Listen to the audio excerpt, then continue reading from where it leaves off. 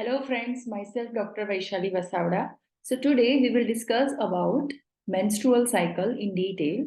So in this part 7, we will discuss about menstrual symptoms, menstrual hygiene and ovular menstruation यानी कि ऐसी menstrual cycle जिसमें ovulation नहीं होता है. तो ऐसी cycle में कैसी system रहती है and artificial postponement.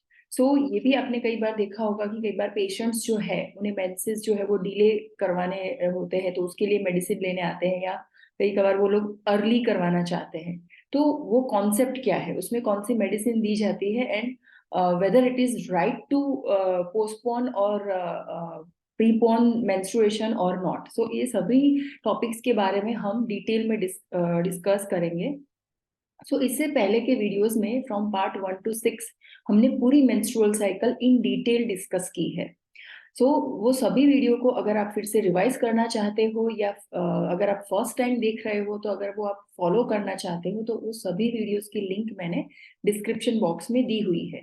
और उसके अलावा लेबर चैप्टर के बारे में, यानी कि फ्रॉम लेबर डेफिनेशन से लेके लेबर मैनेजमेंट तक जितने भी वीडियोस है, सभी वीडियोस की लिंक डिस्क्रिप्शन बॉक्स में आपको मिल जाएगी. So from there you can refer.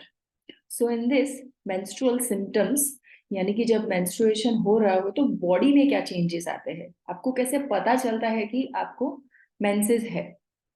In majority apart from bleeding पर वजाइनम देयर इज नो सिम्टम, यानी कि ये सबसे मेन इंपॉर्टेंट सिम्टम है मेंस्ट्रुएशन का, दैट इज ब्लीडिंग पर वजाइनम. Initially, it begins with pink discharge, but on day 2 and 3, it becomes dark red.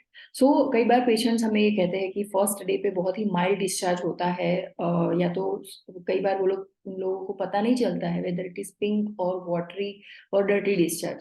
They will just say कि first day बिल्कुल normal सा वाइट डिस्चार्ज होता है, फिर एक्चुअल ब्लीडिंग स्टार्ट होता है एंड वो कंप्लेन लेके आते हैं.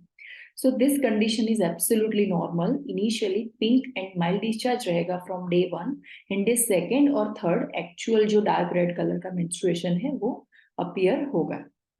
In teenagers or nulliparous, there may be associated tolerable colicky pain at the beginning due to uterine contractions. colicky pain जैसा पेन जो है पेशेंट को होगा एब्डोमेन में, क्योंकि जब menstrual blood जो है वो यूट्राइन कैविटी में कलेक्ट होता है, तो उस ब्लड को एक्सपेल करने के लिए यूटेरस में कॉन्ट्रैक्शंस जनरेट होते हैं, तो उसकी वजह से ये कोलिकी पेन रहेगा. If the pain is of sufficient magnitude so as to incapacitate the day-to-day activities, it is called dysmenorrhea. अगर पेन बहुत ज्यादा है कि पेशेंट या पर्सन या फीमेल अपनी डे टू डे एक्टिविटी जो है वो भी प्रॉपरली नहीं कर पाते हैं और उनको कंपल्सरी रेस्ट लेना ही पड़ता है, तो ऐसी कंडीशन को हम डिस्मेनोरिया कहते हैं, जो पैथोलॉजिकल है और उसकी ट्रीटमेंट करना जरूरी है. There may be premonitory symptoms such as pelvic discomfort, backache, fullness of breast और mestalgia just prior to menstruation. यानी कि ये भी कई पेशेंट्स में पाया जाता है कि 1 or 2 days prior to menstruation, expected menstruation date, उनको कुछ लोगों को बैकएक की प्रॉब्लम होती है, कुछ लोगों को पेल्विक में डिस्कम्फर्ट होता है. तो जनरली ये जो सिम्टम है डिस्कम्फर्ट एंड बैकएक, वो कॉमन इनर्वेशंस जो है यूट्रस एंड पेल्विक के सराउंडिंग स्ट्रक्चर का, उसकी वजह से होता है. एंड ये जो fullness of breast and mastalgia है prior to menstruation, that may be probably because of hormonal changes. Headache और depression may be present in some cases. If this premonitory symptoms are predominant, यानी कि कुछ लोगों को manageable condition में होता है ये, लाइक उनके सराउंडिंग में या डे टू डे लाइफ में भी ये इम्पैक्ट नहीं करता है, लेकिन कुछ लोगों को बहुत ही प्रोनाउंस्ड वे में होता है कि उनको डॉक्टर के पास जाना ही पड़ता है, या डिप्रेशन इतने लेवल का होता है कि उनकी डे टू डे जो नॉर्मल रूटीन लाइफ है वो डिस्टर्ब हो जाती है. अगर ऐसा है, then these symptoms are grouped into syndrome called premenstrual syndrome, and ये premenstrual syndrome is a pathological condition और इसे डायग्नोज करना और उसकी ट्रीटमेंट करना बहुत जरूरी होता है. Next is about menstrual hygiene. This is a very important aspect nowadays. Because of lack of menstrual hygiene, there are many women who are suffering with menstrual abnormalities as well as reproductive tract infections. So, sympathetic and careful handling of young girls experiencing first menstruation is a paramount importance. This should be done by the mother explaining the physiological and other associated changes during period. So generally ये initially mother की duty होती है, सबसे ज्यादा mother ही अपनी daughter से close होती है, तो वो ही अपनी डॉटर को ये सारी मेंस्ट्रुअल प्रोसेस के बारे में, उसके हाइजीन के बारे में उसे एक्सप्लेन कर सकती है, उसे हेल्प कर सकती है एंड उसे सपोर्ट कर सकती है. अगर इनिशियल शुरू से ही अगर आप टीन एज गर्ल को ये सब कुछ एक्सप्लेन करते हो, उसे पूरी फिजियोलॉजी एक्सप्लेन करते हो, हाइजीन कैसे मेंटेन रखना चाहिए, हाइजीन का इम्पोर्टेंस क्या है, अगर हाइजीन मेंटेन नहीं किया तो कौन से कॉन्सिक्वेंसेस फेस करने पड़ सकते हैं, तो ऐसा करने से in future you can aware every teenager and you can prevent help them to prevent many menstrual disorders as well as gynecological problems. The girls should continue with their normal activities. So because of anxiety, because of depression or because of confusions and कई बार जो girls होती है उनको लगता है कि उन्हें बाहर नहीं जाना चाहिए, उन्हें कुछ हैवी वर्क नहीं करना चाहिए, बहुत सारे मेंस्ट्रुअल टैबूज है जिसके इन्फ्लुएंस में आज भी हमारी सोसाइटी है. तो कई बार वो लोग एक्टिविटीज जो है वो सस्पेंड कर देते हैं या विथहोल्ड कर देते हैं, तो ऐसा नहीं होना चाहिए. With menstruation also with proper precautions and hygiene you can do all your normal activities unless you have dysmenorrhea or any other complications. The daily bath should not be suspended. There are many communities which they avoid bath, specifically they avoid bath during menstruation, which should not be practiced because ऐसा करने से infection फैलने की शक्यता ज्यादा रहती है. तो whenever there is a menstruation, bath is must. During initial few periods, the girls may use sanitary pads comfortably, but with experience may change to tampon if so desired. So ये भी बहुत सारे patients को ये doubt होता है कि everyone wants to use easy method. So जैसे कि tampon हो गया, menstrual cup हो गए, so they are very easy and easy in many way. So they ask for it कि when they can start to use tampon or menstrual cup. So here initially जब तक उनको पूरा experience नहीं होता, जब तक वो पूरी फिजियोलॉजी को समझ नहीं लेते, तब तक उन्हें एटलीस्ट सैनिटरी पैड्स यूज करने चाहिए कंफर्टेबली, और वो कब चेंज करना चाहिए, कौन से किस तरीके के पैड्स यूज करने चाहिए, वो सभी चीज़ों का उनको नॉलेज होना चाहिए. अगर उससे कोई एलर्जिक रिएक्शन है तो उन्हें डॉक्टर को कांटेक्ट करना चाहिए. जब सब कुछ नॉर्मल है, सब कुछ जब वो अच्छे से एक्सपीरियंस हो जाती है, तब धीरे धीरे करके वो टैम्पून या मेंस्ट्रुअल कप पे स्विच हो सकती है. Next is about anovular menstruation, यानी कि जब ओव्यूलेशन नहीं होता है. सो पूरी मेंस्ट्रुअल साइकिल में हमने ये देखा कि ओव्यूलेशन के कंट्रोल में ही एंडोमेट्रियल साइकिल होती है, और ओव्यूलेशन की वजह से ही हार्मोन्स जो है ईस्ट्रोजन एंड प्रोजेस्टेरोन वो सेक्रेट होते हैं, जिसकी वजह से negative positive feedbacks hypothalamo pituitary axis को मिलता है, और इस तरीके से पूरी एचक्यू एक्सिस जो है वो गवर्न होती है. बट व्हाट इफ ओव्यूलेशन ही नहीं हो रहा है, तो ऐसे केसेस में in anovulatory cycle the follicle grows without any selection of dominant follicles. तो यहाँ के फॉलिकल्स में थोड़ा बहुत ग्रोथ होगा, लेकिन कोई डोमिनेंट फॉलिकल जो है वो सिलेक्ट नहीं होगी. So the estrogen is secreted in increasing amount, यानी कि मल्टीपल फॉलिकल ग्रो हो रही है तो ईस्ट्रोजन उसमें से सभी फॉलिकल को मिला के ऑप्टिमल क्वांटिटी का सिस्टम में सेक्रेट हो जाएगा. So there may be imbalance between estrogen and FSH. So as we all know कि there is no dominant follicle, तो proper estrogen का secretion नहीं होगा. So always there will be a imbalance between estrogen and follicle stimulating hormone, or because of temporary unresponsiveness of hypothalamus to rising estrogen.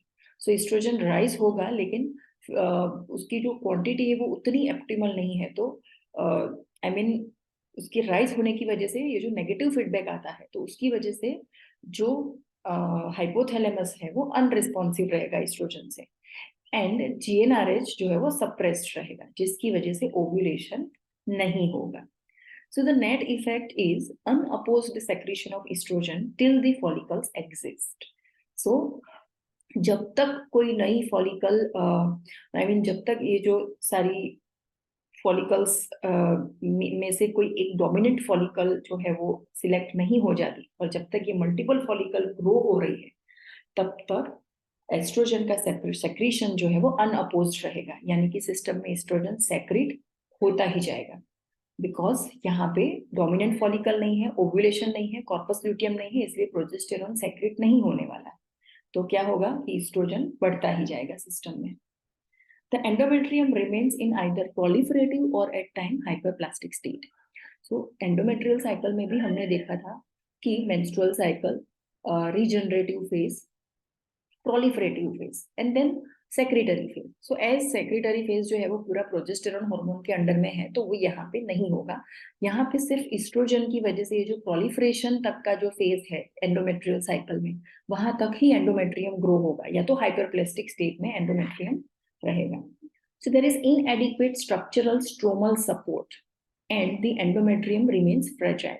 So यहाँ पे structural stromal support भी नहीं मिलेगा, जिसकी वजह से एंडोमेट्रियम जो है वो फ्रेजाइल रहेगा। When estrogen level falls, there is a asynchronous shedding of endometrium and menstruation. So जब भी एस्ट्रोजन लेवल धीरे धीरे फॉल होगा तब ऑटोमेटिकली क्या होगा, एंडोमेट्रियम जो है वो शेड हो जाएगा, लेकिन यहाँ पे सिंक्रोनस शेडिंग नहीं होगा, एसिंक्रोनस शेडिंग रहेगा और मेंस्ट्रुएशन जो है वो अपीयर होगा। एंड ब्लीडिंग जो है वो हैवी भी हो सकता है, प्रोलॉन्ग भी हो सकता है और इरेगुलर भी हो सकता है, क्योंकि यहाँ पे प्रॉपर साइकिल नहीं है कि स्पेसिफिक डे पे प्रोजेस्टेरॉन सेक्रेट होगा, ओव्यूलेशन होगा, स्पेसिफिक डे पे ही सेक्रेटरी चेंजेस स्टार्ट होंगे, वैसा यहाँ पे नहीं है। जब तक एस्ट्रोजन है तब तक फ्रेजाइल वॉल फॉर्म होती जाएगी, सडनली जैसे एस्ट्रोजन ड्रॉप होगा वैसे मेंस्ट्रुएशन स्टार्ट हो जाएगा। सो इस तरीके का जो ब्लीडिंग रहता है excessive, heavy and prolonged is mostly found during adolescence, following child birth and abortion in pre menopausal period. So इस पर्टिकुलर कंडीशंस में इस तरीके की एनओव्यूलेटरी साइकिल्स ज्यादा पाई जाती है, और इस तरीके से इस तरीके का ब्लीडिंग जो है वो जनरली होता है during menstruation. Next is about artificial postponement. So आजकल इसकी नीड बहुत ज्यादा बढ़ गई है। There are many social reasons जिसकी वजह से फीमेल जो है वो अपनी मेंस्ट्रुअल साइकिल को प्रीपोन करना चाहती है या पोस्टपोन करना चाहती है। स्पेशली रीजनल रिचुअल्स है, या रिलीजियस एक्टिविटीज है, या किसी को कोई ट्रिप पे जाना है, किसी को कोई स्पेशल इवेंट है, तो ऐसे there are many reasons why they want to postpone their menstruation. Artificial alteration of the date of menstrual flow should be judiciously complied with. It should not be taken lightly. So जब भी आपके पास ऐसा कोई patient आता है और ऐसी कोई एडवाइस देता है, तो आपको उसे स्ट्रिक्टली फर्स्ट ऑफ ऑल तो जितना हो सके उतना इस चीज को अवॉइड करना चाहिए, because after learning whole menstrual cycle in detail, at least you might have understood that this is very complex system. The complexity of steroidal hormones, the interrelations between HPO axis and all. So if you disturb them, even a minimal, it may develop abnormalities in HPO axis or in menstruation, and which last long. So that's why initially you should be judicially comply with it, and you should not take it lightly. And it is preferable to defer them to advance the date, or in case of there is unavoidable circumstances, then it's better to advise them to postpone their date instead of prepone, because as the artificial withdrawal bleeding may be continued for a variable period which may spoil the purpose. क्योंकि artificial जो आप withdrawal करवाते हो, artificial menstruation जो आप early develop करते हो, तो वो ब्लीडिंग कितने दिनों तक होगा, कब स्टॉप होगा, उसकी कोई गारंटी नहीं है। फॉर एग्जाम्पल किसी पेशेंट को 30 को फंक्शन है और उसकी मेंस्ट्रुअल डेट जो है वो उसके आसपास है, और अगर आप उसे प्रीपोन करते हो, यानी कि 23rd या 24th को अगर उसको मेंस्ट्रुएशन आ जाता है बिकॉज ऑफ प्रीपोनमेंट, तो देर आर पॉसिबिलिटीज कि वो मेंस्ट्रुएशन जो है वो 7 days, 8 days, 9 days तक भी वो लास्ट रह सकता है। तो ऐसा करने से बेटर है कि आप उसको 30 से के बाद में 31st या 1st तक उसे पोस्टपोन करें। The hormone used for deferment of periods are combined oral pill 2 tablets daily. So we all know कि menstruation में जैसे estrogen और progesterone का लेवल ड्रॉप होता है, वैसे menstruation जो है वो जो endometrial line है वो शेड हो जाती है। So here our aim is to maintain the estrogen progesterone level in system at some level so that menstrual wall जो है वो shed ना हो, इसलिए combined oral pill दी जाती है 2 tablets daily, और progesterone such as norethistron 5 mg daily, or even you can also use single progesterone pill. अगर progesterone की मात्रा भी इस सिस्टम में ज्यादा रहेगी तो भी जो लाइनिंग है वो शेड नहीं होगी, क्योंकि endometrial lining may get support from progesterone. The drug should be taken at least 3 to 6 days before the expected date of period and continue until the crisis is over. So how you can advise the medication? So the patient should take this drug 3 to 6 days before expected date. For example, somebody is having expected date of next menstruation is 5th.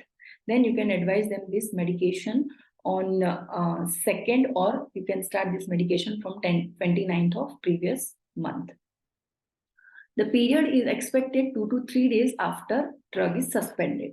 So generally अगर वो medicine, अगर particular person की physiology normal है और medicine ने अपना perfect work किया है, तो जैसे वो पेशेंट विड्रॉ करेगा मेडिकेशन, वैसे 2 to 3 डेज के बाद ही उसे नेक्स्ट जो मेंस्ट्रुएशन है वो अचीव हो जाएगा. Thank you so much for listening. You can subscribe this channel, you can click the bell icon, and you can share this video amongst your friends.